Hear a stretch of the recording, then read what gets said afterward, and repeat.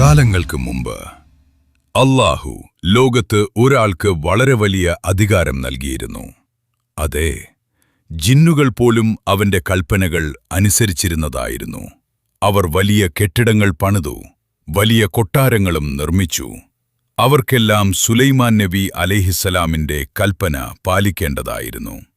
ഒരു ദിവസം സുലൈമാൻ നബി അലൈഹിസ്സലാം തന്റെ വടിയിൽ ആശ്രയിച്ചു നിൽക്കുമ്പോൾ തന്നെ അല്ലാഹു തന്റെ ആത്മാവ് എടുത്തു.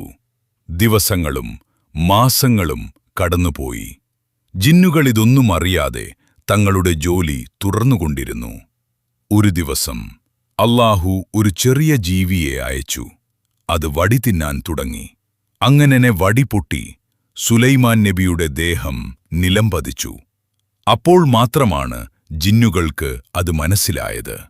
അവർ വിചാരിച്ചു, മറഞ്ഞ കാര്യങ്ങൾ ജിന്നുകൾക്ക് അറിയാമായിരുന്നെങ്കിൽ അവരിങ്ങനെ അപമാനകരമായ ജോലി തുടരുകയില്ലായിരുന്നു.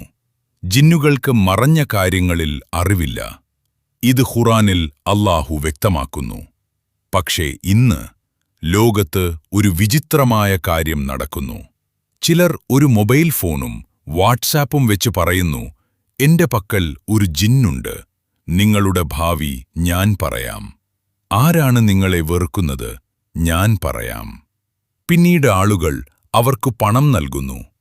പക്ഷേ ഓർക്കുക, നിങ്ങൾ അവർക്ക് പണം നൽകുമ്പോൾ അതിന്റെ അർത്ഥം അല്ലാഹുവിനേക്കാൾ കൂടുതൽ നിങ്ങൾ അവരെ വിശ്വസിക്കുന്നു എന്നതാണ്. ഇത് വളരെ അപകടകരമായ കാര്യമാണ്. ഇത് ശിർക്കാണ്, മറഞ്ഞ അറിവ്, അല്ലാഹുവിനു മാത്രം.